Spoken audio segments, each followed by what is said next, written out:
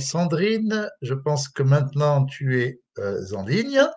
Donc, nous abordons, nous avons quelques minutes d'avance, mais c'est bon, tu es là. Bonjour Sandrine. Coucou Jacques, coucou, ça va? J'espère que ça va être fluide au niveau de la vidéo parce que pour moi, c'est pas très fluide chez moi. Pour vous, ça va là? Vous m'entendez? Vous me Oui, voyez? Ça marche? ça Ok, va à peu super. près, oui, oui, oui, ça passe. D'accord. Donc, voilà, donc maintenant vient un temps, alors tout à l'heure, hein, je redis, hein, parce qu'on va le redire tout le temps, parce que bon, avant de l'afficher, on se retrouve une troisième soirée, donc dimanche à 17 heures, pour les questions très concrètes des problèmes quotidiens des gens au niveau de leurs ressources, que ce soit alimentaire ou que ce soit financière. Donc, on revient, et effectivement, le premier réflexe, la première chose qu'on a constaté, ben, on est chez nous, eh ben, on se pose. Et puis, N'est-ce pas? on arrête de courir dans tous les sens, au vrai sens du Ouais. terme, on ne court plus dans tous les sens. Bon, moi, je suis différent parce que moi, je continue toujours, mais bon, ça, c'est moi. Mais voilà, on a la possibilité de se poser, d'être tranquille, de se prendre des temps à soi. Et ça change aussi la nature de notre rapport à la vie. Donc, c'est pour ça que Sandrine et Patricia, qui va te succéder, donc, vous nous avez proposé de travailler sur l'éloge de la lenteur. Euh, Exactement. Sandrine, tu organises les séances, tu organisais quand on pouvait sortir Non. les Ah oui, séances. il y On a se une demandait pause en ce d'ailleurs si moment. c'est, et pas en ce moment, bien évidemment, Ouais. le premier dimanche du mois ou tous les dimanches? Coucou Patrick. Alors, voilà, je vais intervenir au nom du mouvement S'asseoir ensemble, qui est un mouvement international et donc nous avons une branche sur Annecy. Et cette année, nous faisions ça tous les dimanches matins, au Jardin de l'Europe. Donc, on a arrêté évidemment pendant le temps du confinement, mais on reviendra avec les mêmes créneaux horaires dès que le confinement sera terminé. Alors, s'asseoir ensemble, l'idée, c'est d'inviter les gens à intégrer dans leur quotidien des moments de silence, des moments de partage avec eux-mêmes, je vais dire. Donc, justement, des moments d'arrêt sur image, exactement ce qui est en train de se passer au niveau collectif en ce moment. Je dirais que donc c'est vrai que j'ai répondu à l'invitation de Jacques de m'exprimer sur l'éloge de la lenteur parce que il me semble que le moment qu'on est en train de vivre pour moi est énorme, comme il nous demande justement de nous arrêter et comme le disait Hervé aussi dans sa chanson juste avant, de nous poser les vraies questions. Qui suis-je? Mais qui suis-je, ça peut être une question individuelle, mais ça peut être aussi une question collective. Et moi, c'est là-dessus que j'ai envie d'intervenir ce soir parce que donc la méditation c'est un moment pour se questionner sur soi-même, mais bon, on n'est pas obligé de partir en méditation pour le faire. Et là, comme par hasard, la crise qu'on est en train de vivre, elle nous invite vraiment à ralentir tout. Et comme vous pouvez le constater, elle nous enlève tous moi ce que j'appelle des substituts à l'amour qui jaillit intérieurement. C'est-à-dire qu'elle nous enlève la nourriture, enfin elle semble nous enlever la nourriture parce qu'au départ, je ne sais pas si vous vous souvenez, mais tout le monde s'est précipité dans les magasins. Donc on s'est retrouvé face à nos peurs de manquer, nos peurs de manquer de nourriture. Et tout d'un coup, voilà, on s'est précipité. Et ça, c'est intéressant parce que on nous a enlevé donc nos substituts alimentaires. Enfin, on a eu peur en tout cas parce qu'on nous les enlève. Ensuite, on nous a enlevé le contact avec nos proches, donc le relationnel. Et aussi pour certains, vous en parliez juste avant que j'arrive, c'est-à-dire la pénurie. On a peur aussi de manquer d'argent, quoi. Et je suis dans le même cas que vous. Hein. Faut qu'on trouve des solutions. Et en fait, c'est intéressant parce qu'en nous enlevant tous ces substituts, si vous voulez, moi, ce que j'appelle des substituts à l'amour, c'est-à-dire tout ce qu'on va chercher à l'extérieur, on se retrouve à se dire, ben, si j'ai plus ça, en fait, si j'ai plus la nourriture, si j'ai plus l'argent, si j'ai plus le contact avec mes proches, si tout s'écroule autour de moi, qu'est-ce qui me reste? Est-ce qu'il me reste encore quelque chose? Et puis là, on se rend compte déjà qu'on va apprécier mieux les choses quand on les aura, c'est sûr qu'on va apprécier mieux les choses quand on va pouvoir retourner en contact physique avec nos proches et pouvoir de nouveau les prendre dans nos bras, c'est déjà une chose. Mais aussi, on se rend compte que même s'il n'y a pas ça, bah, finalement, il y a encore la relation à nous-mêmes. Et puis, il y a la relation à, si vous voulez, la vie. Donc, c'est là qu'on rentre vraiment en relation profondément avec ce qu'est la vie intrinsèquement. Et on se redéfinit pour moi, c'est-à-dire qu'on se re-questionne sur vraiment qu'est-ce qui est essentiel pour nous, qu'est-ce qui devient essentiel. on se rend compte que finalement, c'est vite fou qu'on a en allant chercher à l'extérieur des solutions partout, en consommant. Est-ce que c'est vraiment qui on est et est-ce que c'est vraiment de ça dont on a envie? Et encore, je le dis, est-ce que c'est vraiment de ça dont on a envie personnellement, mais en plus collectivement? Donc, il me semble que cette pause qui est en train de se passer là au niveau de l'humanité, c'est juste pour demander à l'humanité de se re-questionner sur qui elle est réellement et qu'est-ce qu'elle veut réellement. Est-ce que sa nature, c'est justement de pouvoir vibrer l'abondance intérieurement, de pouvoir vibrer la paix intérieurement, de pouvoir vibrer l'amour intérieurement, même si on lui enlève tout, ou alors sa nature, c'est d'aller chercher à l'extérieur, à consommer à tout prix et si vous voulez, à ne pas aller dans le cours de la vie qui est l'évolution et qui est finalement le lâcher prise, on pourrait dire. Donc voilà, c'était intéressant toutes ces peurs devant lesquelles on s'est trouvés et qui nous ont permis de faire émerger de l'intérieur et qui nous permettent encore, il faut continuer le travail, de faire émerger cette notion d'esprit, que finalement notre nature, elle est peut-être en esprit, parce que finalement on n'est plus en contact de corps à corps, mais il reste quand même une relation d'esprit à esprit qui reste. Vous voyez, il y a des gens qu'on voit plus, mais on sait qu'encore ils sont dans nos cœurs, ils sont encore là. Ça prouve bien que la relation, elle se situe plus au niveau de l'esprit que du corps. Ça, c'est intéressant à regarder aussi. Pour la nourriture, par exemple, nous, on a travaillé beaucoup avec des amis la nourriture pranique. Je sais pas si vous connaissez ça, c'est un peu comme le chi en Chine. Le prana, c'est la même chose en Inde, c'est-à-dire c'est l'énergie de vie. Donc, si on revient à qui on est, c'est-à-dire qu'on est énergie, ben, finalement, on peut peut-être aussi se nourrir de cette énergie, se nourrir de la vie, se nourrir de l'amour, se nourrir de tout ça. Et est-ce qu'on vraiment on a besoin d'aller remplir nos caddies et de trucs qui finalement, une fois qu'on les a consommés, on se retrouve encore plus vide qu'avant. Donc voilà, c'est vraiment des questions qui sont essentielles pour moi, cette reconnaissance de qui on est. Et puis se trouver face à nos peurs de disparaître, face à nos peurs de mourir, c'est aussi intéressant ça, parce qu'on a été questionné sur notre rapport à la maladie. Tout d'un coup, on a mis les responsabilités à l'extérieur en disant bah voilà, on va être malade parce que lui il reste pas confiné, on va être malade parce que lui il a mis un virus dans l'air, on va être malade parce que si, parce que ça. Et si les causes sont à l'extérieur, ça veut dire que les solutions sont à l'extérieur aussi. Ça veut dire qu'il faut porter des masques, ça veut dire qu'il faut prendre des médicaments. Alors toutes les solutions sont à l'extérieur. Tandis que si on revient à la cause intérieure, si vous voulez, on va pouvoir trouver des solutions à l'intérieur. Et je trouve que la première chose, c'est qu'on a oublié l'intelligence du corps là-dedans. Parce que finalement, quand on a une maladie, c'est justement pour nous faire se poser des questions. Alors, quand on a une maladie au niveau individuel, on se pose des questions à l'échelle individuelle. Et là, on a une maladie à l'échelle collective. Alors, posons-nous des questions à l'échelle collective.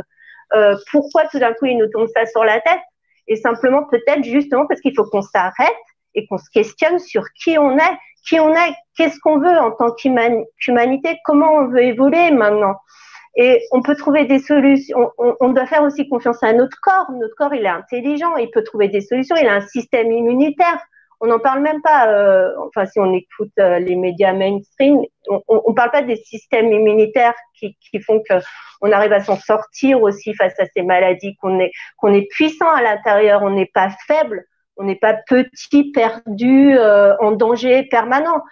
On est des gens on est une humanité qui avons une force intérieure énorme à laquelle il faut qu'on s'en serve. Il faut qu'on se voit puissant, il faut qu'on se voit invincible entre guillemets, mais il faut qu'on arrête de se voir petit, menacé, en danger tout le temps. Il faut qu'on se dise que finalement, on a notre corps qui est là et qui peut se battre et puis qui peut arriver à s'en sortir. Et puis voilà, retrouver notre grandeur, si vous voulez, retrouver la puissance de l'esprit, en fait, au lieu d'aller chercher les solutions dans la matière ou dans la technologie, etc., etc.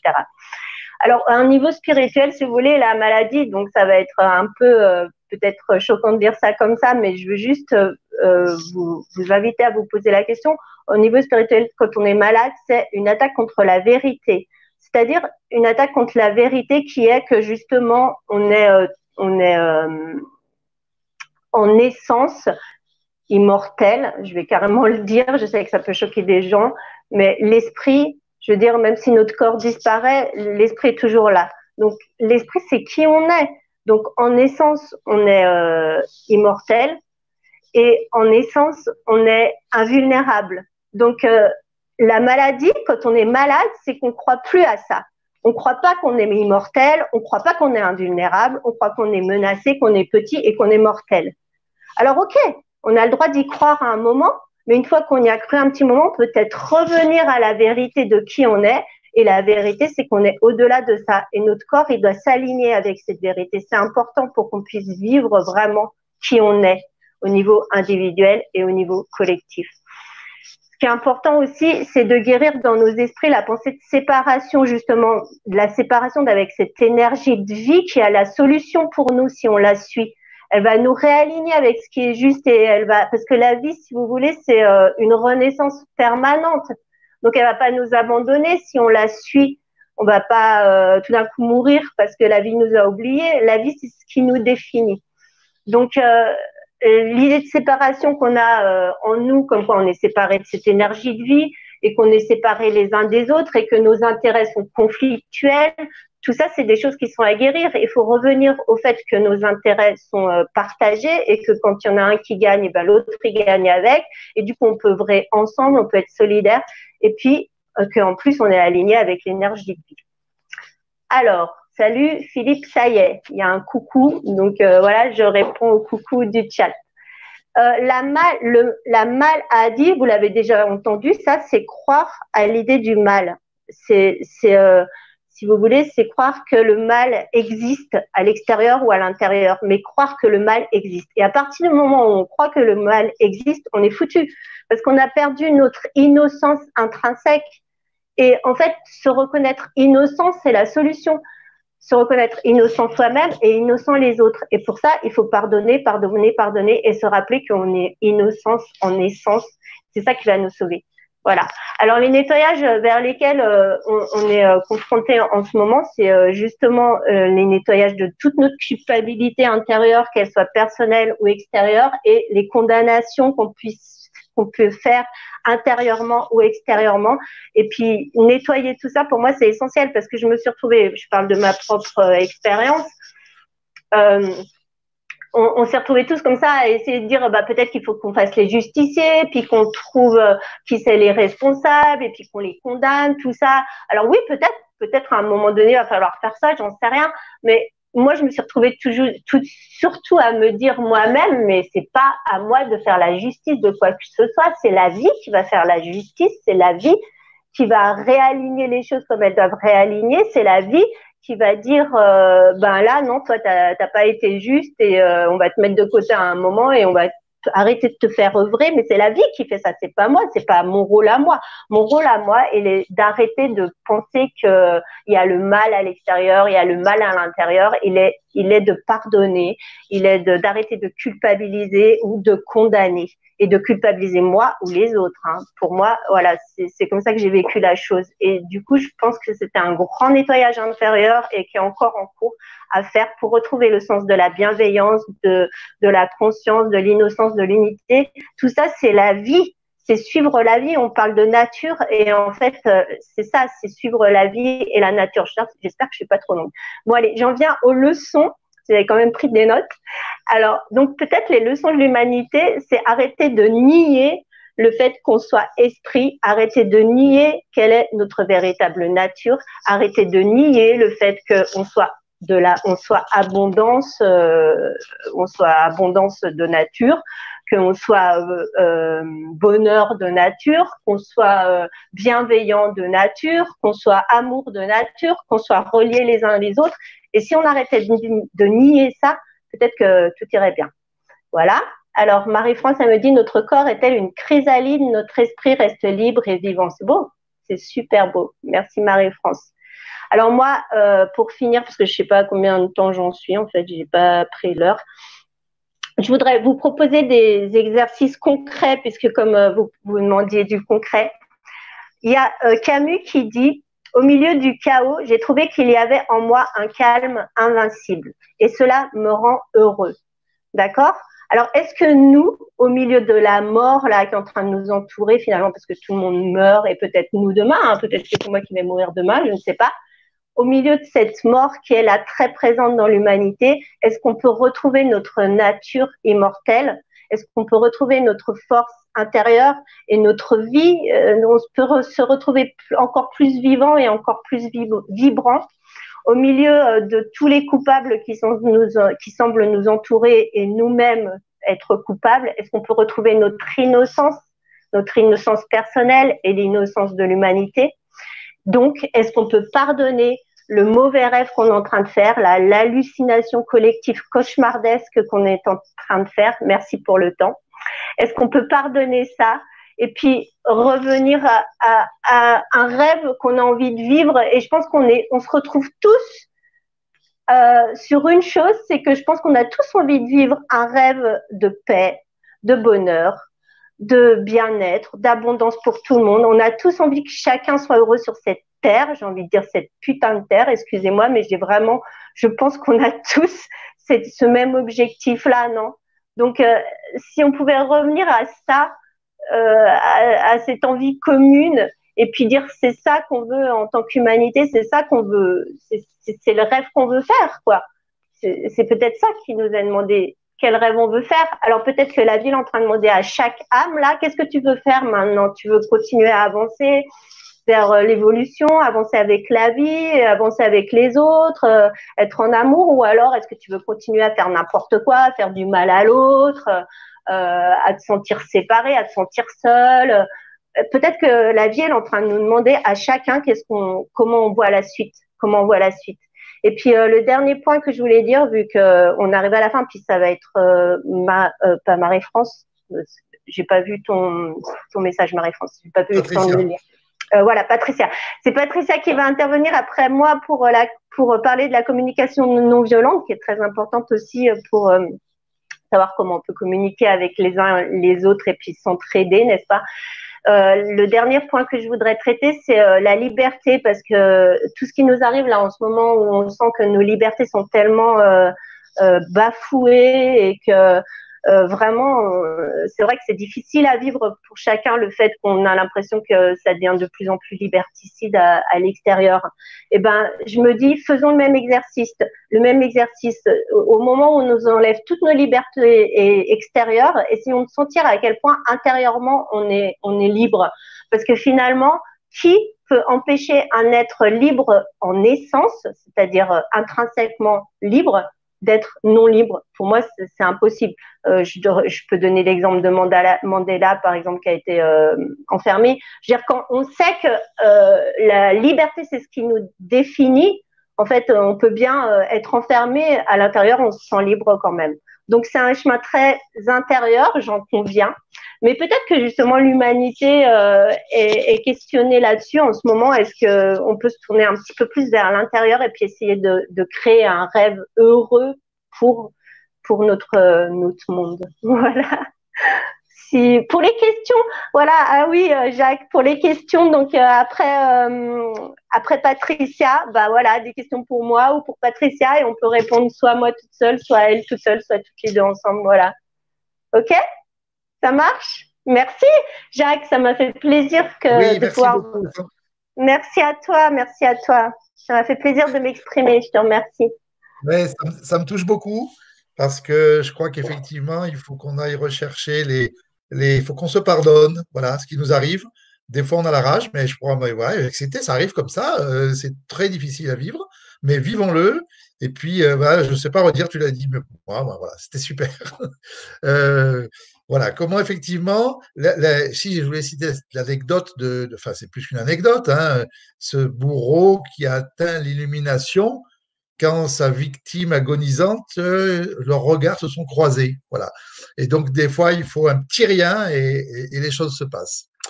Bien, alors, Patricia, es-tu là? Salut, Patricia. Hello, Jacques. Alors, hello. Donc, en fait, effectivement, tu vas prendre la suite de Sandrine pour au sujet de l'écoute et notamment la création d'un groupe. Alors d'abord, je peux te présenter puisque nous avons créé tous les deux la transition citoyenne Semnoz, c'est-à-dire le groupe d'Annecy. Hein. On rappelle que c'est une Oui. initiative qui est nationale et même maintenant internationale avec Alternativa. Et donc, on avait créé ça en 2015, 14. 14, 2014. voilà. Non. Ouais. Voilà. Et donc, là, aujourd'hui, tu vas intervenir sur Mm. effectivement ce groupe d'études, groupe d'écoute empathique par le Oui. groupe pratique de CNV, communication non violente, mais moi j'aime bien l'appeler aussi communication bienveillante. Donc voilà, Oui. je te donne la parole, Patricia. Ok, merci Jacques et bravo à tous. J'aime votre belle énergie, votre enthousiasme et le lien est toujours là et le lien est toujours fort entre nous et je pense qu'on va l'agrandir encore ce soir. Alors oui, ce soir j'interviens sur l'écoute et si on s'écoutait vraiment. Voilà, c'est la création d'un groupe d'écoute empathique à Annecy et dont je vais vous parler. Et je voudrais d'abord vous dire pourquoi je suis là ce soir. Il y a 2 semaines, il y a eu l'annulation de la soirée du groupe d'échange de pratiques de communication non violente. Ça devait se passer chez moi et on n'a pas fixé de nouvelle date. Ben, vous savez pourquoi. Je me suis sentie perturbée, mal à l'aise, déboussolée qu'il n'y ait pas de nouvelle date. Parce que pour moi, c'était un paradoxe. Comme tu l'as dit, Jacques, je suis engagée dans les transitions depuis une dizaine d'années. Je suis toujours active. Il y a 5 ans, j'ai voulu me former en communication non violente pour prendre soin de moi et pour prendre davantage soin de la relation avec l'autre. Et c'était un paradoxe parce que, vu les événements, c'est le moment où beaucoup de gens perdent leurs repères, se retrouvent donc seuls, confinés. Et pour moi, c'était impossible. Enfin, c'était impossible que ça s'arrête là. Justement, la CNV a un rôle à jouer dans cette épreuve que nous traversons. Et c'est impossible pour moi parce que j'ai besoin donc de donner du sens à ma vie. J'ai besoin d'action. J'ai besoin de me sentir reliée à l'autre. J'ai besoin de contribuer face à ces événements.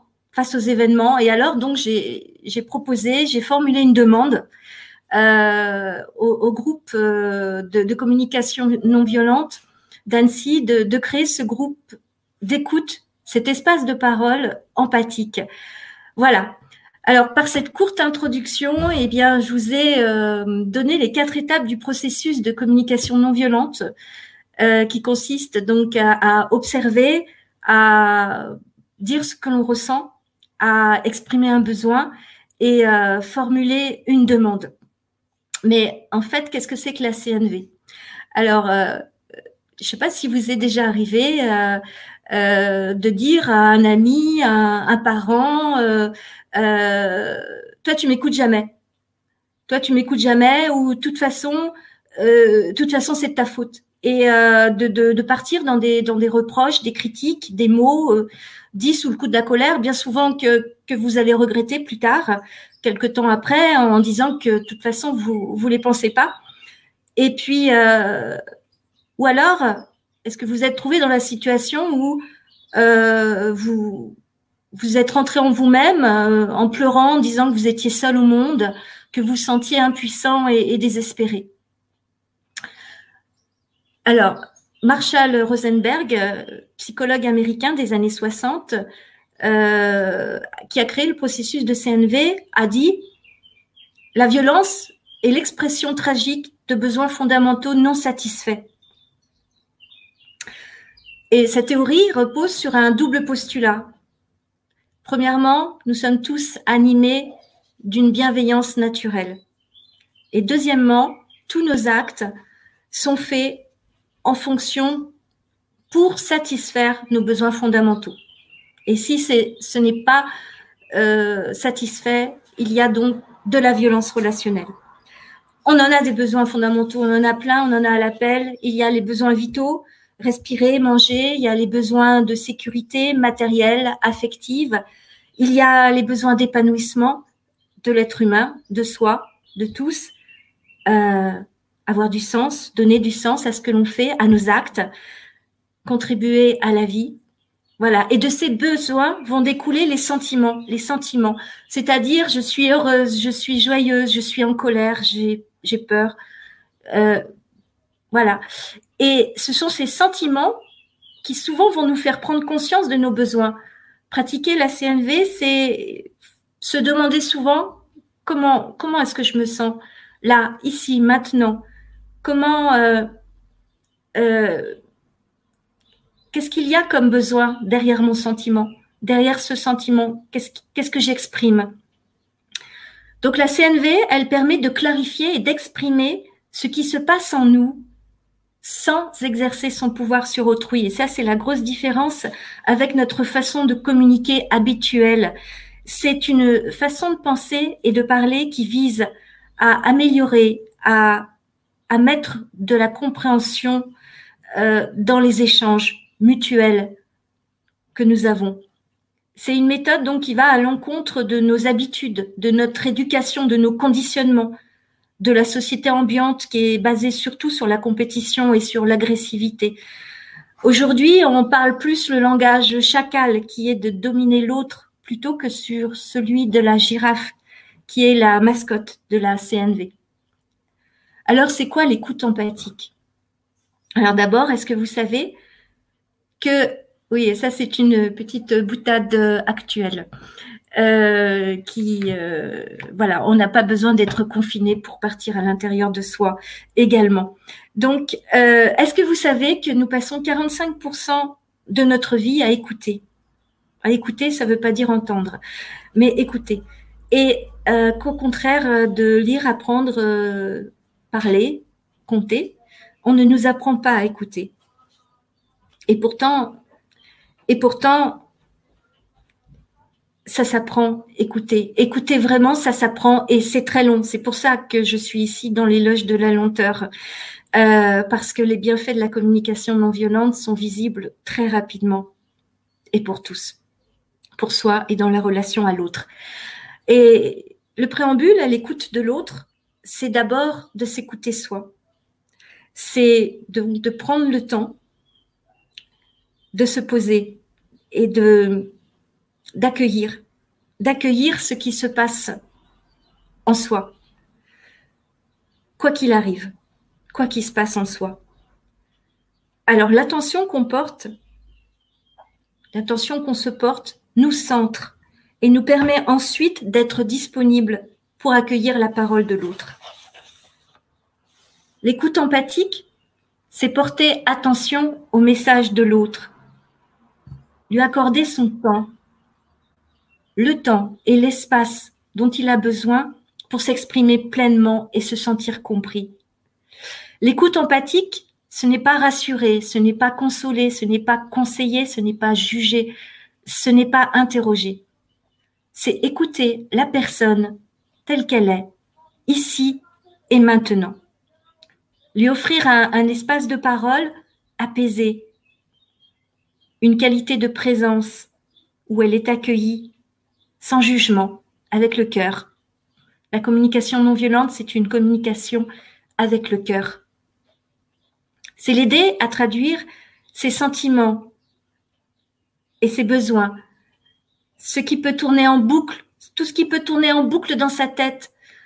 Elle se sent pas bien, cette personne, donc c'est le traduire en sentiments, besoins, de quoi a-t-elle besoin, comment elle se sent, de quoi a-t-elle besoin, pour ensuite éventuellement former une demande à elle-même ou à quelqu'un d'autre.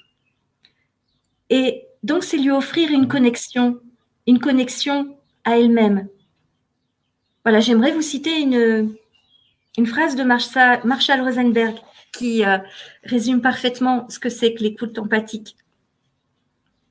Lorsque quelqu'un vous entend réellement sans vous juger, sans essayer de vous prendre en charge, ni de vous modeler, c'est délectable.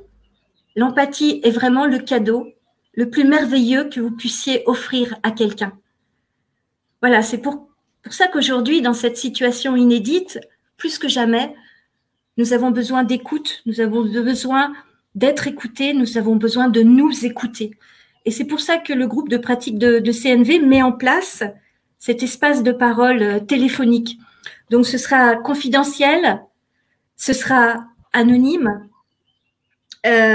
Pour nous contacter, nous avons créé une adresse mail. Est-ce que la petite image pourrait revenir? Voilà, écoute cnvannecy@protonmail.com. Donc, on vous répondra très rapidement.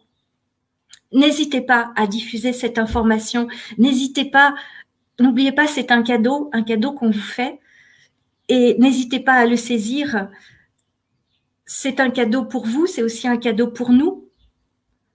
Parce que ça nous nourrit d'être en connexion avec chacun d'entre vous. Voilà. Bah, écoutez, il ne me reste plus qu'à vous remercier pour votre écoute. Eh bien, merci beaucoup, Patricia. J'ai bu tes paroles. Et surtout, je me dis, mais on est finalement, bon, évidemment, il y en a qui sont seuls, ok? Mais il y en a beaucoup qui sont quand même avec leurs conjoints, leurs enfants, voire même des regroupements familiaux. Il y en a énormément. Il y en a même qui sont nombreux. Eh bien, écoutez, merci beaucoup de ce lien. Donc, ça veut dire qu'on peut l'utiliser concrètement dès maintenant. Quelqu'un qui veut une petite aide, voilà. Super. Absolument. Donc, essayez de le mettre en place autour de vous. Sur Internet, déjà, vous pouvez regarder le b.a.-ba parce qu'il faut être capable d'exprimer ses émotions, ses sentiments. Enfin, voilà, ça existe. Il y a plein de choses qui existent. Donc, regardez un petit peu et commencez à essayer de le pratiquer. Et c'est vrai que c'est une amélioration de la relation qui est extraordinaire. Parce qu'aujourd'hui, on est confiné aussi en famille. Donc, ça peut bien ou mal se passer. Et je crois que la CNV est vraiment un outil pour que ça se passe bien, en fait. Tout à fait. Et Sandrine? Oui, je super. Pense on peut se donner un petit temps. Là, il nous reste, combien? Si, un petit moment. Il nous reste un petit quart d'heure. Donc là, on peut se donner un petit temps de, voilà, s'il y en a d'autres qui veulent nous rejoindre. Il y avait aussi, je crois, Laurent dans les parages. Voilà, faire une petite table ronde. Vas-y, Claude. Pardon. On va réafficher l'adresse puisque ça nous est demandé donc que tu as cité, Patricia. Donc, je vais vous remettre à l'affichage l'adresse également. Et puis, n'hésitez pas, effectivement, à poser des questions et à réagir. On a eu des petits messages là. Je remets le petit message qu'on n'a peut-être pas vu passer. Voilà, j'écoute de Comminges dans le sud de la Haute-Garonne. Salut à vous, à Haute-Garonne. On est ravis que vous soyez là, prévenu par la Gentiane également. Voilà, donc on est ravis. Ça sert à ça. Donc, je vais remettre l'adresse à la demande de Vince que tu as diffusée tout à l'heure. Voilà, je vous laisse continuer. Juste, je voudrais dire, je vous laisse après, je vais reprendre, mais voilà, il y a une solidarité énorme. C'est un peu décalé avec ce que tu viens de dire, mais c'est pas grave. Il y a une solidarité énorme entre les monnaies locales et entre les différents groupes de façon générale. On fait plein de réunions téléphoniques, même avant le coronavirus, déjà depuis cet automne. Donc, on est en relation les uns avec les autres. On se donne des astuces. Là, actuellement, j'ai un petit mot de mon ami Jacques Sardat du Croco de Nîmes. Ben voilà, comment mettre en place une conférence aussi technique pour l'aider. Tu vois, Claude, je vais être mis à contribution.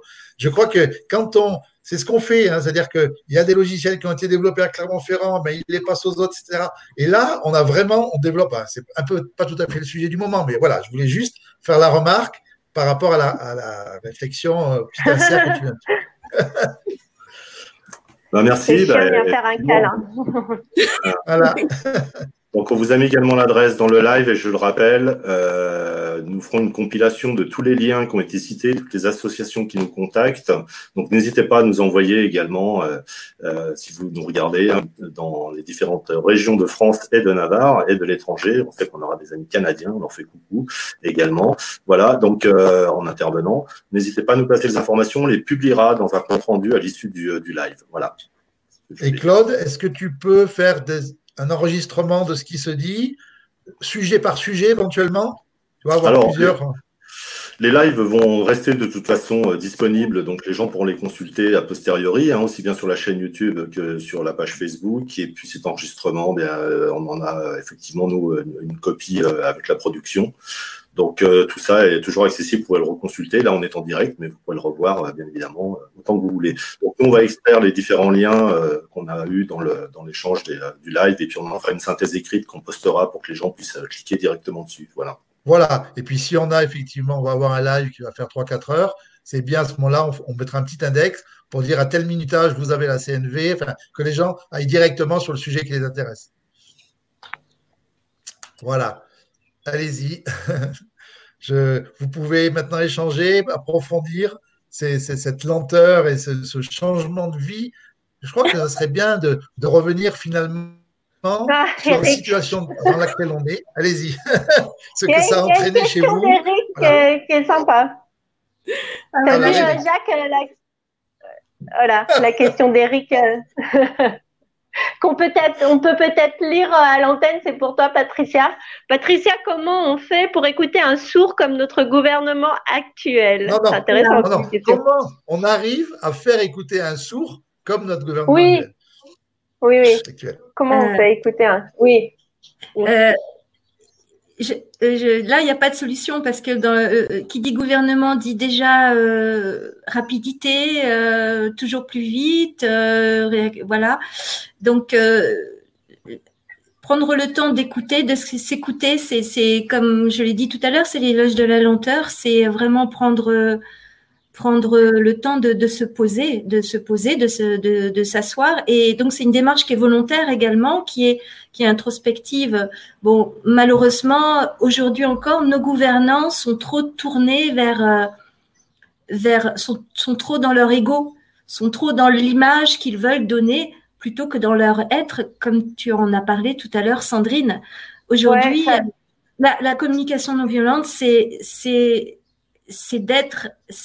de rentrer dans notre être et d'accepter qui on est et de se présenter aux autres tel que l'on est.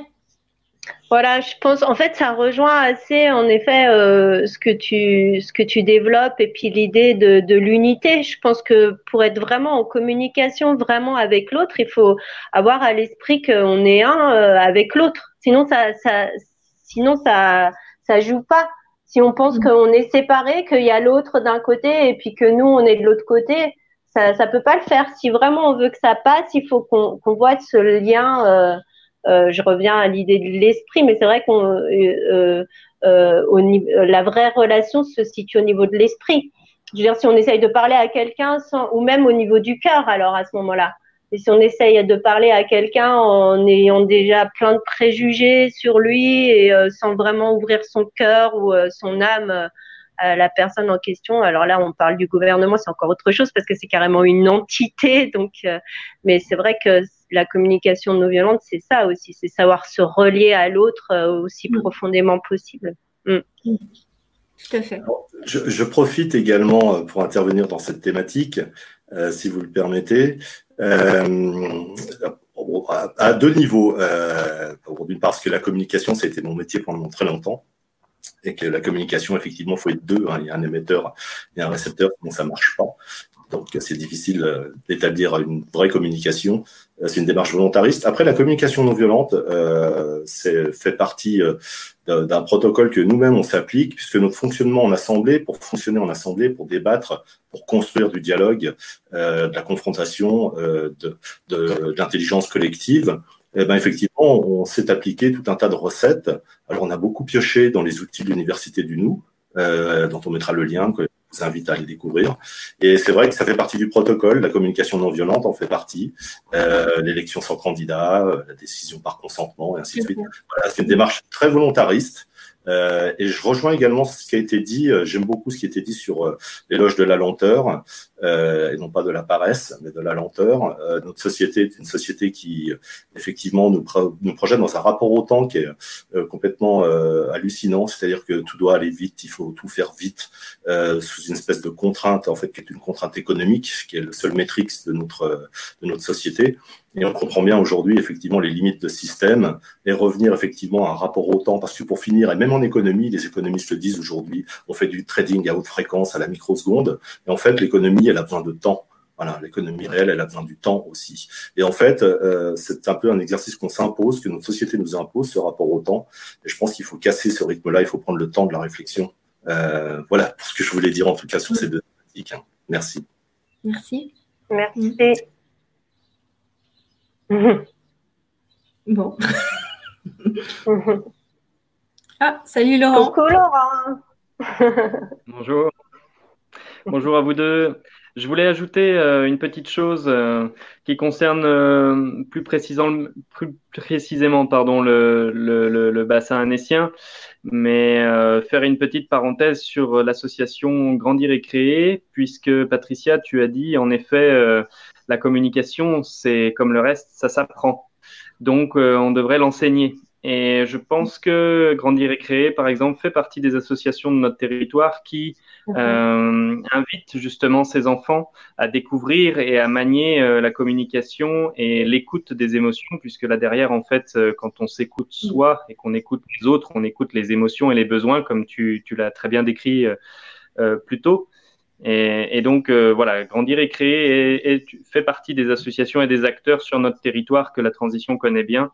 Donc voilà, je voulais juste faire cette petite parenthèse pour enseigner à nos enfants et accompagner nos enfants dans cette communication, cette écoute, et puis l'éloge de la lenteur, puisqu'il s'attelle aussi dans cette association à rapprocher les enfants de la nature. Et vous l'avez dit toutes les deux, un peu plus Sandrine avant, de se rapprocher, de remettre les mains et les pieds dans la terre et se remettre au cycle plutôt naturel. Voilà, je voulais vous rajouter ça. Merci à vous. Merci. Il y a une question d'Hervé, Patricia. Ce que j'apprécie dans la CNV, c'est l'importante distinction entre un besoin et les modalités pour satisfaire un besoin. Peux-tu en parler? Oula, alors je ne comprends pas la question. Ah. J'ai besoin de clarification. Alors, ce que j'apprécie dans la communication non violente, c'est l'importante distinction entre un besoin véritable et les modalités pour satisfaire un besoin. C'est-à-dire entre le besoin véritable et les modalités pour le satisfaire. Le distinguo qu'il y a entre les deux, Hervé. Est-ce qu'il sous-entend que parfois l'autre croit avoir besoin de quelque chose alors qu'en fait c'est pas vraiment ce qu'il vit. Enfin, je sais pas ce qu'a voulu dire exactement Hervé, mais j'avoue que voilà, Macron a un ego comme vous et moi. Quel est le besoin non satisfait? D'accord. C'est un cas pratique. C'est pas besoin de reconnaissance, besoin effectivement oui, c'est ça, besoin de reconnaissance d'abord. Le pouvoir aussi, le pouvoir sur les autres, c'est vraiment aussi ce qui, au niveau de l'humanité, c'est une plaie, quoi. Vouloir prendre du pouvoir sur l'autre, c'est horrible.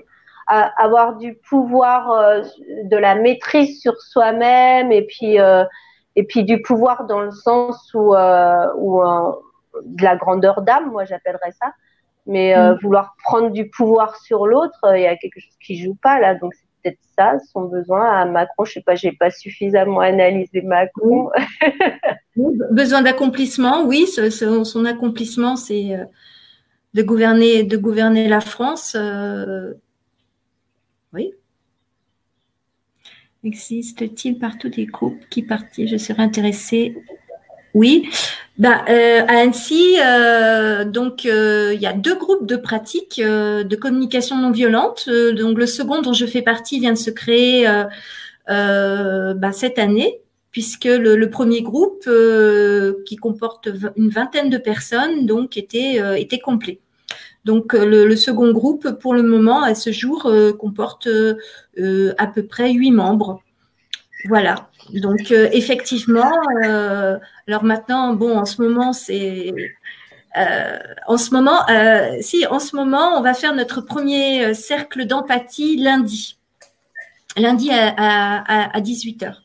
Voilà, donc toute personne qui a fait au moins le module de base de communication non violente, c'est-à-dire 6 jours de formation, peut rejoindre le groupe. Le groupe d'échange et de pratique d'Annecy. Alors, je crois que la question posée, alors il a utilisé le profil d'Oriane. Il dit Oriane, c'est ma fille, c'est Vincent qui posait cette question. Alors, on a reçu dans les liens qui nous ont été envoyés, alors pas dans le chat que vous voyez, mais on a un autre canal chat également, et on reçoit également des appels. Donc, il y aura une plateforme également sur la communication non violente. On mettra le lien également, pareil, comme on a dit, à l'issue du live. On répondra à cette question pour identifier les différents groupes qui pratiqueraient la communication non violente sur le territoire français. Donc, il semble qu'il y ait une plateforme. Ah, il y en a partout. Hein, ouais. Et s'il y a un annuaire qui les recense, c'est vrai que ça peut être pratique, on mettra le lien. Apparemment, Laurent avait l'info. Laurent, tu peux peut-être venir nous dire, je crois que c'est toi qui as passé cette info. Oui, tout à fait. Il y a une carte nationale qui est mise en œuvre. Il y a aussi un site qui référence tous les formateurs qu'on peut trouver sur nos territoires. Puisque comme vient tout juste de l'annoncer Patricia, il y a plusieurs cycles d'études, d'enseignement de la communication non violente, avec énormément d'outils qui sont très très riches et qui demandent du temps d'intégrer. Donc du coup, c'est pour cela qu'il y a plusieurs niveaux d'apprentissage et que nous avons suivi ici, puisque sur Annecy, on a eu l'occasion en effet d'avoir ce genre de cycle de formation. Et donc vous retrouverez sur CNV France, entre autres, .fr par exemple, la carte interactive des formateurs et puis plus loin dans le site, les différents formateurs concernant la CNV. Et ceci est aussi valable évidemment à l'international, hein, puisque Marshall Rosenberg était déjà un Américain. Et il y a donc partout, pas seulement dans les espaces francophones, mais évidemment à l'international, ce genre d'informations. Parfait, merci beaucoup. Mesdames, on vous remercie. On espère vous revoir. 2 secondes, Claude, je voulais juste reparler de redonner l'annonce de la méditation qui a lieu donc pour les Français ce dimanche là à 4h45 du matin pour ceux qui sont courageux. C'est une méditation internationale. Bon, pour ceux que ça touche le fait de méditer, voilà, je voulais juste redonner cette information là. Voilà. Et merci de. Ouais, on l'a cité merci tout à l'heure, beaucoup en tout cas. Voilà. Merci, génial. Merci à tout le monde. Patricia, tu avais quelque chose encore à nous partager? Juste de diffuser justement cette information, cette création de groupes empathiques. Vous pouvez vous pouvez faire des photocopies, les mettre en bas de votre immeuble, etc., etc. C'est vraiment ouvert à tous et donc faut diffuser l'information maximum. Voilà, merci. On va relier. Parfait, merci beaucoup. Au revoir. Au revoir. Merci Sandrine, merci Patricia. Laurent, je te laisse la place. Je reprends le fil. Merci Claude. Alors, on a encore des questions pour la communication non violente. On les fera suivre et on y répondra. Et de toute façon, dans le programme, vous avez les